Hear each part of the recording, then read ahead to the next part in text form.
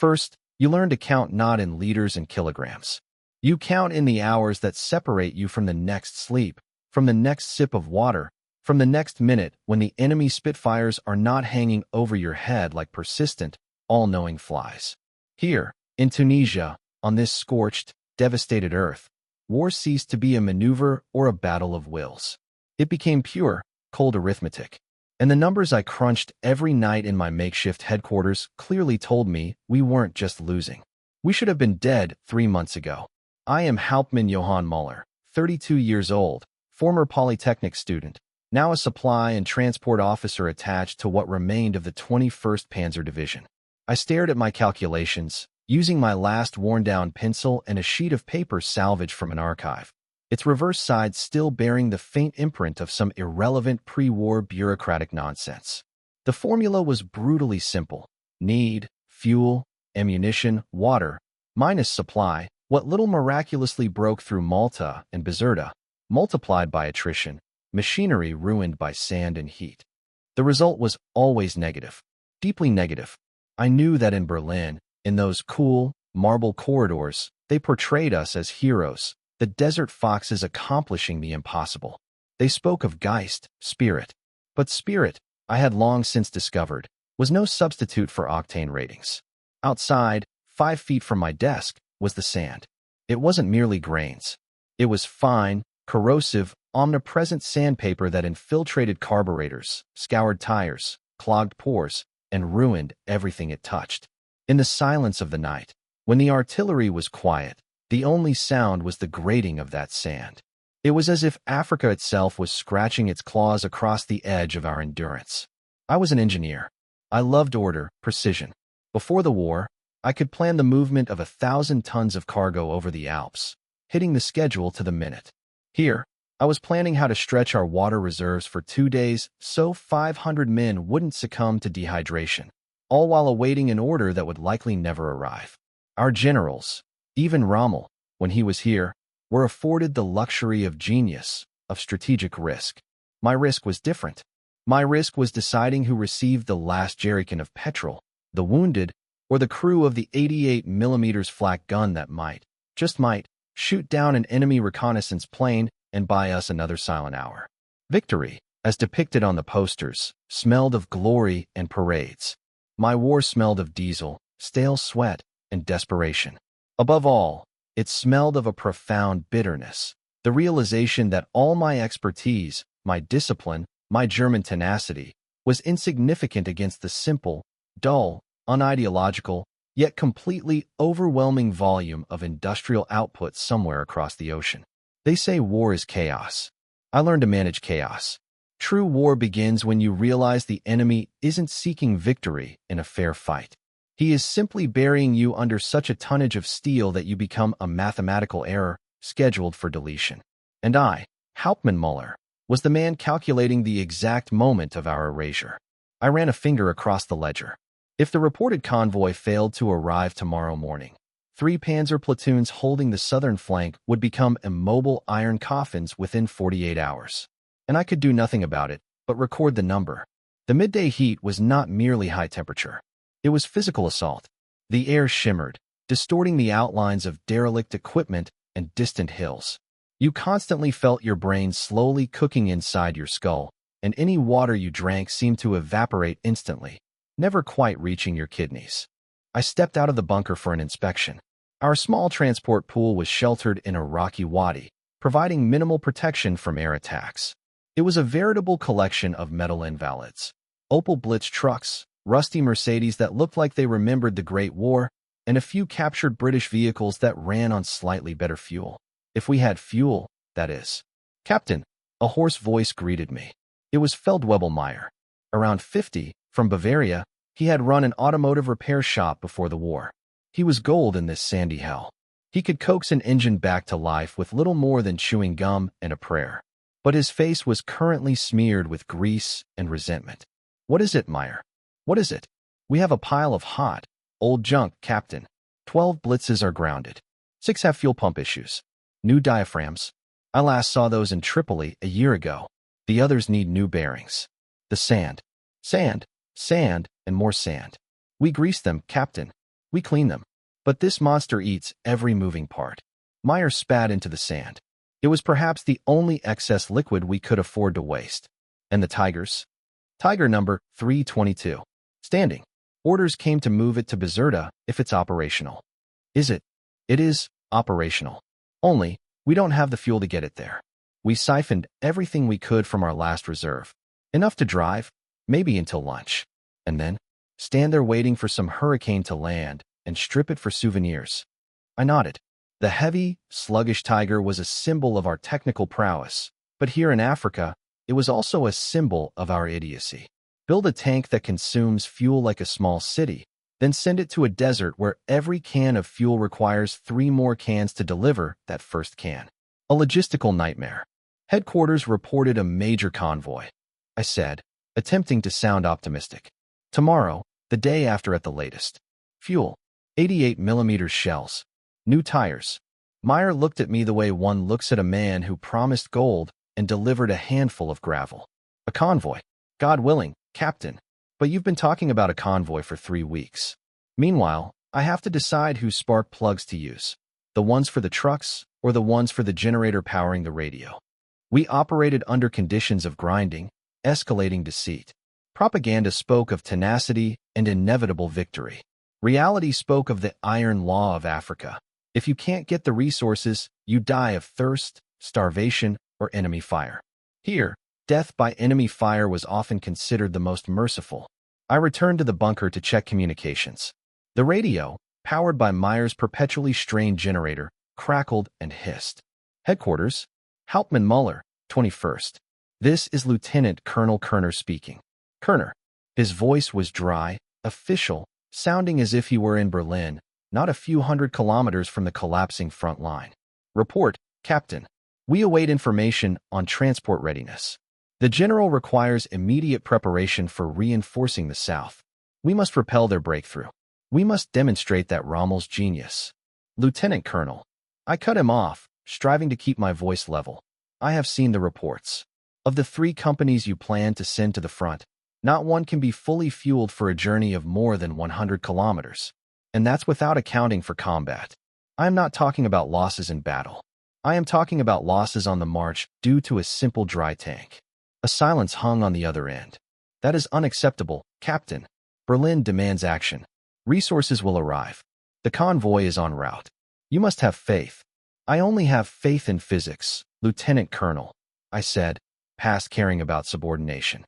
A diesel engine has no ideology. It requires fuel. I replaced the receiver. My duty as an officer was to make the machines move. But how do you compel something to move when, by all laws of mechanics and logistics, it should remain still? I glanced at my figures. Wait. All that remained was waiting for that ghostly convoy, the single hope separating us from utter ruin. The convoy.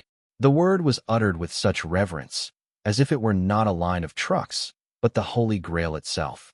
I didn't sleep all night, checking the list of critical items. 20,000 liters of diesel, 15,000 liters of high-octane petrol for the planes, hundreds of crates of shells, and most importantly, spare parts.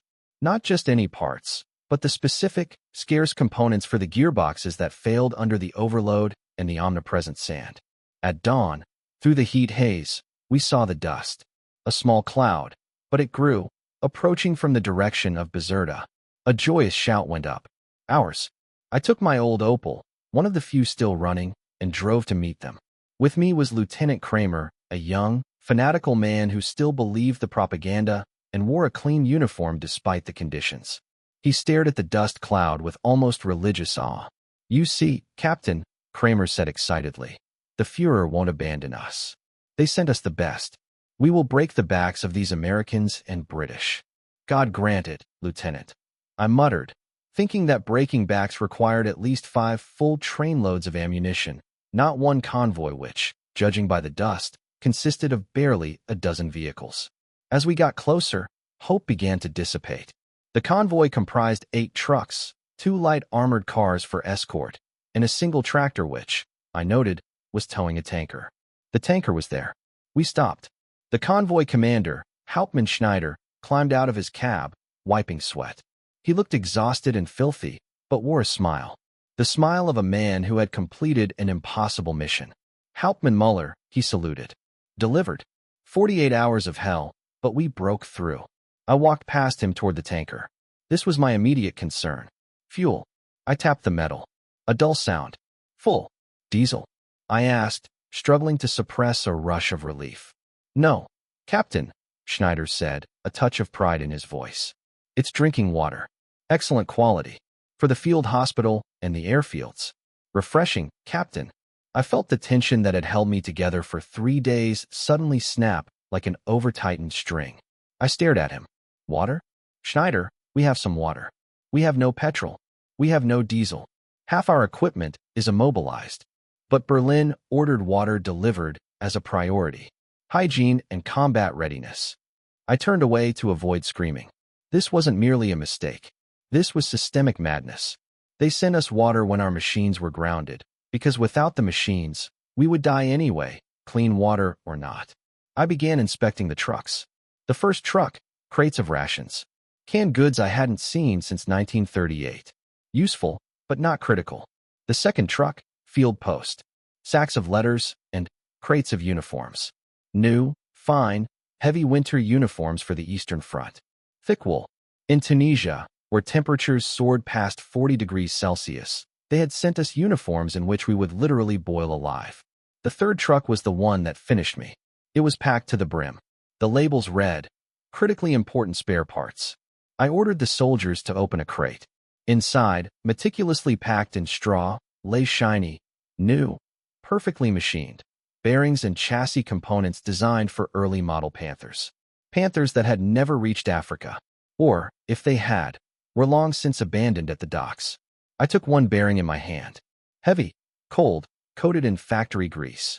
A perfect piece of German engineering. Absolutely useless. My vital transport stood idle for want of cheap, standard Opel bearings, and I was sent luxury items for tanks we didn't possess. I looked at Schneider. He stood there, chest puffed out. He saw no absurdity. He saw a mission accomplished. Schneider, my voice was dry as Tunisian dust. You brought us uniforms for the Russian winter, parts for tanks we don't have, and water that we should have sourced locally. Where, in God's name, is the fuel? Where are the shells for the 88s? It was all in the other convoy, Captain, Schneider lowered his voice. But it was intercepted near Sicily. Sunk. We were the only ones who got through. We salvaged what we could. I closed my eyes. Sunk. All our hope, all our strategy, drowned somewhere in the Mediterranean. German professionalism, German will, German discipline, all washed away by the waves. I felt my face turn to stone.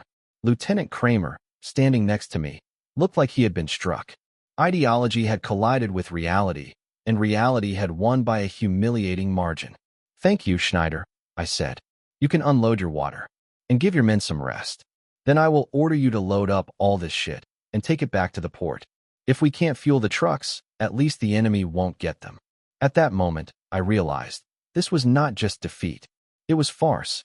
After the arrival of the dry cargo, the real starvation began.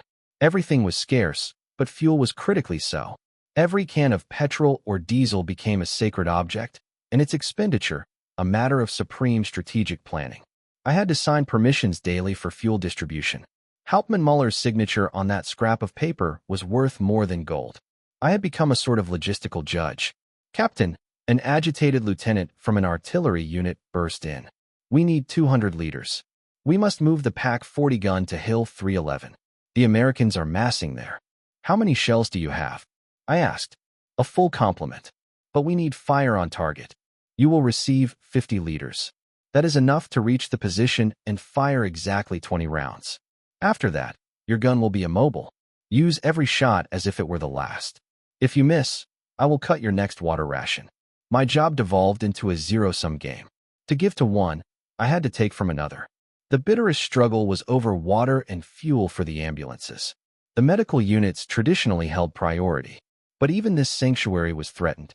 Hans, Dr. Kruger, our chief surgeon, appealed to me. I need water for flushing wounds, and fuel to evacuate the serious cases. They are dying of gangrene and heat stroke on the road. Doctor, I rubbed my weary eyes. I allocated you 100 liters, but it's the last reserve. I took it from the generator powering the headquarters radio. We will be operating in silence today, but without communication.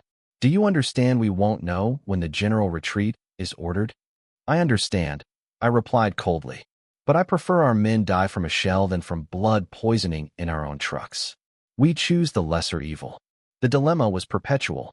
Save a life now, or secure communications to, potentially, save lives later? I chose now, because tomorrow might not come.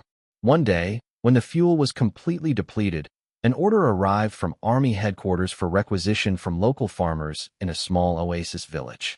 It was a disgrace. We, the invincible German army, were reduced to stealing from civilians. I sent Meyer with a couple of soldiers. They returned 5 hours later, angry and empty-handed. What did you find? I asked. Meyer slammed 2 small jerrycans onto the desk. Olive oil, Captain. Lots of it. And a little bit of petrol. Mostly for their old pump generator. Why so little? Because they are not idiots. They know we are losing. When we arrived, they looked at us without fear. Just contempt. They didn't resist. They just said, "We have none left. The English will come tomorrow, give it to them." We took this, Meyer pointed at the cans, but it barely covers the return trip. They laughed at us, Captain. Laughed in our faces. It was humiliating. Our great Africa Corps, which was supposed to conquer Egypt and the Suez, was forced to beg for fuel from Tunisian farmers who were already anticipating the enemy's arrival. I ordered the petrol mixed with the remaining reserve diesel. The engines would be damaged, but they could travel a few dozen more kilometers. We were no longer an army, but a band of desperate looters, fighting for our lives against the consuming greed of the desert and our own folly. On the 26th of February 1943, sitting in my bunker, I performed an analysis that fundamentally changed my perception of the war and my country. On the wall hung a massive, meticulously drawn map of Tunisia. Our current positions were marked in red pencil. The lines were short and intermittent, like the pulse of a dying man. The blue lines, based on intelligence data, showed the positions of the British, Americans, and even the Free French. The blue lines were long, confident, methodical, but the map was not my main concern. My primary worry was the table I had compiled. It was the supply balance, Tunisian front. I sat and compared. German resources, Jan, February 1943. Fuel, average daily delivery, that broke through 5,000 liters. Consumption, nominal 15,000 liters. Deficit, 10,000 liters per day. Equipment losses, destroyed/abandoned 250 units. Equipment delivery, arrived 12 units, older models. Allied resources, estimated from intelligence. Fuel, average daily delivery, 500,000 liters. Considering they controlled the ports of Algiers and Oran. Consumption, nominal irrelevant. They could afford to lose. Equipment losses, replaced within 72 hours. I stared at the numbers. 1 to 100. The disparity was not in tactics. It was in steel, in oil, in transport ships. We were losing this war at the level of fundamental material laws. I recalled the pride with which we spoke of our engineering genius. Our Tiger tank was the best in the world. The 88mm flak gun was legendary. But what good is the best gun if you have no shells to fire and no petrol to move it? The central revelation hit me with the weight of the entire European war. We did not lose the war because the Allies fought better. We lost because they could afford to lose battles, but win production. I pictured the factories of Detroit. Straight, gray, endless assembly lines churning out Chevrolet and Ford trucks. Simple, reliable machines that didn't require scarce parts and could run on any miserable fuel. I remembered how, in propaganda films, we laughed at low-quality American equipment. But there was so much of this low-quality equipment that it could simply bury us. And us. We built works of art that could be used for a few hours before standing idle, monuments to German pride, waiting to be salvaged by the sand or destroyed by enemy aircraft. I began to see the war differently. We weren't fighting against soldiers. We were fighting against oil derricks, steel mills, transport fleets. Against an enemy who had not only the resources but absolute, undisputed security in their rear. Here in Tunisia, we were under siege. And I, an expert in logistics, was tasked with provisioning a fortress that had no walls. I purged my mind of all notions of glory and duty. Only the mathematics remained. My sole task was to postpone the final zero for as long as possible. I decided to act against orders from Berlin, which demanded stockpiling for a decisive counteroffensive. If we waited, all reserves would be destroyed by our own hands. That evening, I summoned Meyer and a few of my most trusted men. I didn't lie. We probably have a week, I said. 10 days at most. The Allies are tightening the pincers from 3 sides. I will no longer wait for the ghost convoy. I unfolded the map. We are concentrating all remaining transport. We cease supplying distant positions that can only be held by infantry. One of the lieutenants started to protest. Captain, but we cannot abandon. We are not abandoning. We are making a choice. We use the remaining 4,000 liters of diesel to create a transport corridor that will operate only at night, when the Air Force is asleep. We will evacuate the wounded and everything that might be used later. Which is to say, nothing. Only men. This was insubordination. Orders demanded no retreat. Orders demanded holding the line. But I refused to spend the last drops of fuel maintaining the illusion of combat effectiveness where none existed. I sat and listened to Meyer's report. His voice sounded like dry bones scraping against stone. The transmissions on the Mercedes are a complete disaster. We can assemble 3 trucks, but they won't last more than 2 trips. We desperately need bearings. Cease the search, I ordered. Now we don't look for spare parts. We look for a tank or armored car that can be cannibalized to save a truck. Equipment cannibalism. I went outside to supervise the loading. Ambulances drove off in the dust, filled with groans. Nearby, a machine gun company stood ready for defense, awaiting their ammunition resupply that would never come. I looked into their eyes and felt like Judas. Suddenly, an engine roared. Dust and gravel flew into the air. An SS Hauptsturmführer named Brandt pulled up in a worn-out Kubelwagen. He hadn't been here long, detached from some security unit, but he had already established an order based on fear and meaningless bureaucracy. He was the embodiment of that blind, bombastic faith in victory. Hauptmann Muller, he snapped, stepping out of the vehicle. His uniform, surprisingly, was nearly clean.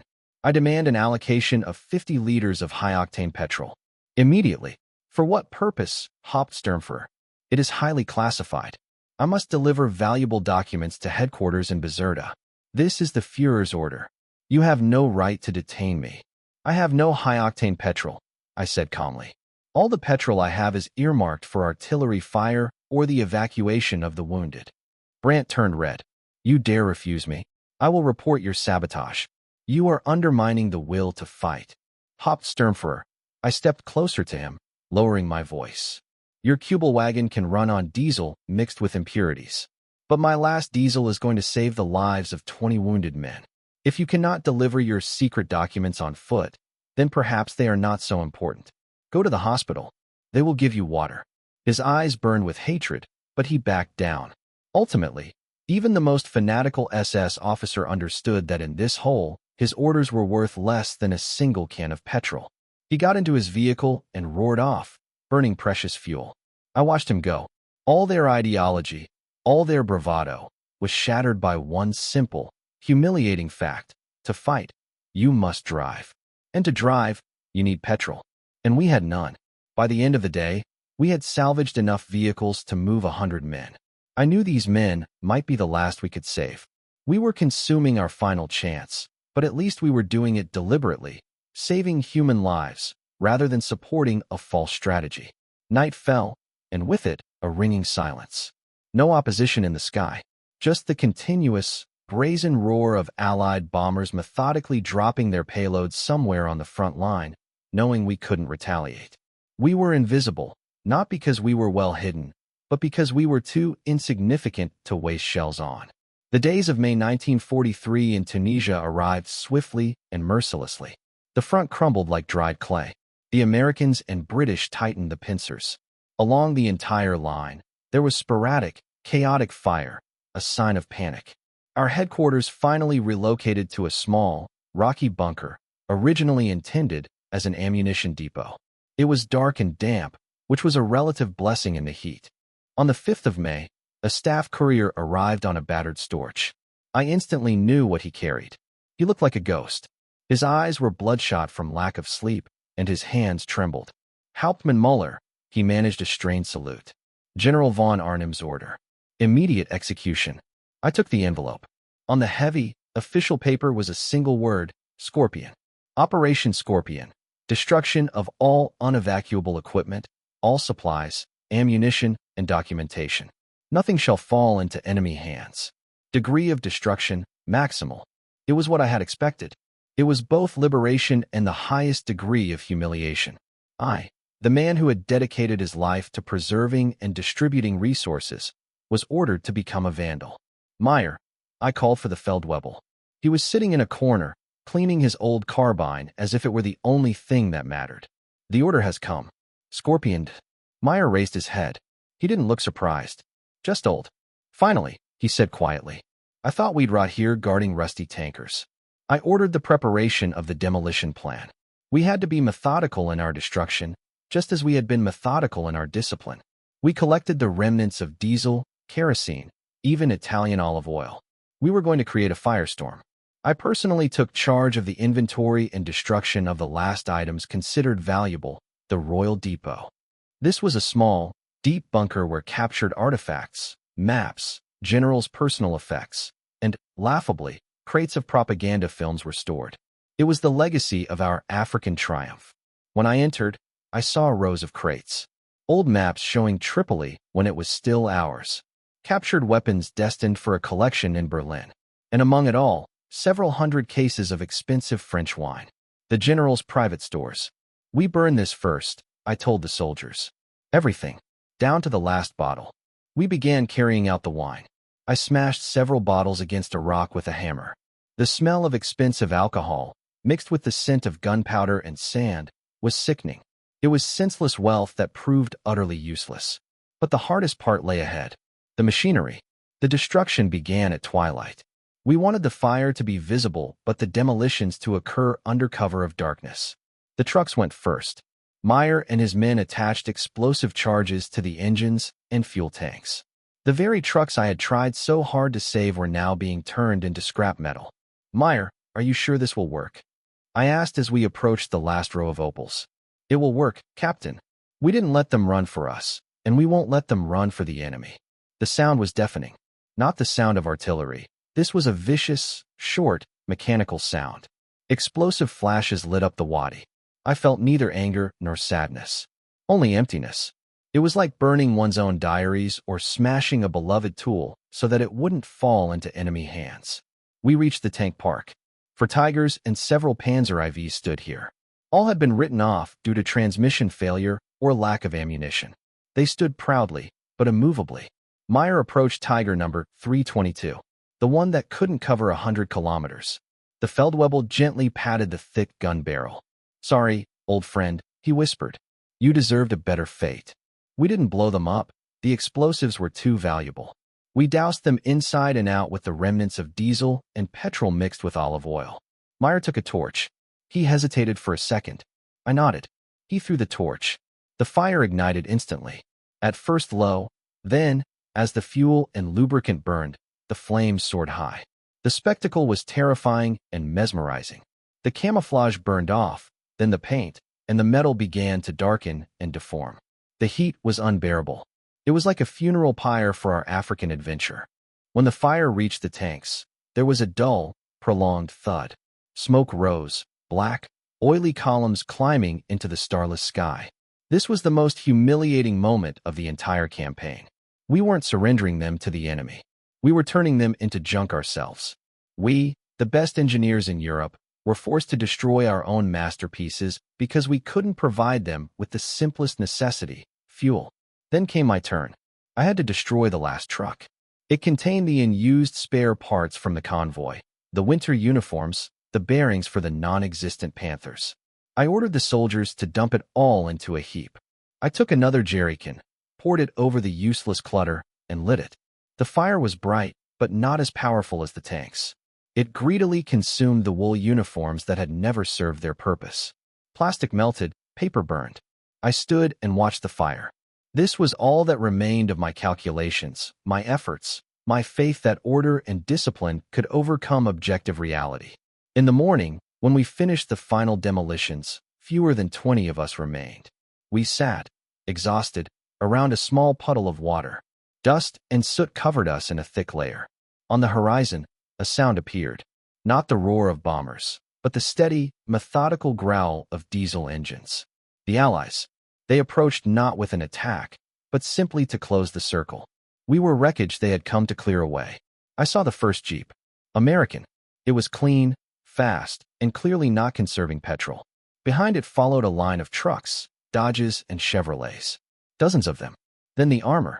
I stood up, adjusted my uniform, though it was pointless, and raised my hands. A young, pink-cheeked American lieutenant, fully stocked with water and ammunition, stepped out of his jeep. He looked neither angry nor triumphant, just tired. He glanced at the smoking remains of our Tigers. "Good job," he said, addressing our fire. The humiliation was complete. We had been defeated not by heroic effort, but by the prosaic, boring, overwhelming force of factories and ships. We sat under guard by the American soldiers. I felt no pain or fear, only emptiness. The physical exhaustion was so total that even my mind refused to work. I looked west. Over those hills lay the ocean. There lay America. One of the American soldiers, a tall and good-natured black man, offered me water from his canteen. I drank slowly. The water was cold, clean. It was water they could afford to waste. "You were an engineer?" The translator, an older German who had emigrated to the U.S., asked me. "I was a supply officer," I replied. "I tried to manage resources." The translator nodded understandingly. "Well, your country failed." I stared at the smoke. My humiliation was not in captivity. Captivity was merely the consequence. My humiliation was in the realization that my discipline, my devotion to duty, my willingness for self-sacrifice, were merely empty pomp against the backdrop of a prosaic, material fact. We Germans believed in the supremacy of will, in the supremacy of spirit. We believed that one genius could replace thousands of tons of steel. We believed that our ideology, our higher vision, would allow us to overcome any material obstacle. But the war was not a metaphysical battle. The war was a battle of arithmetic. I remembered the panther bearing I held in my hand. Perfect, flawless, but absolutely useless in the Tunisian sand. In a truck that lacked the simplest thing, fuel. The humiliation was that our tragedy was not a heroic fall. Our tragedy was that we were defeated not by better soldiers, but by better logistics. Supply, delivery, roads, ports, carrying capacity. These were the true heroes of the war. Not Rommel, not the Tigers, but ships full of oil and assembly lines working 3 shifts. I closed my eyes. The sand still grated on my teeth. This was the final taste of Africa. The taste of a defeat that was not a defeat of valor, but a defeat of reason. We were sent here with grand plans. We were supposed to seize Egypt. Instead, we burned our own equipment so it wouldn't fall into the hands of an enemy who possessed 100 times more. My profession as a logistician taught me that if the input stream equals 0, the output stream will eventually equal 0 too. And no amount of heroism can change that formula. And so I sit here, in the dust, captured by a nation that grasped that simple, boring truth. This was not a noble battle. This was demolition. We were a mathematical error that was erased.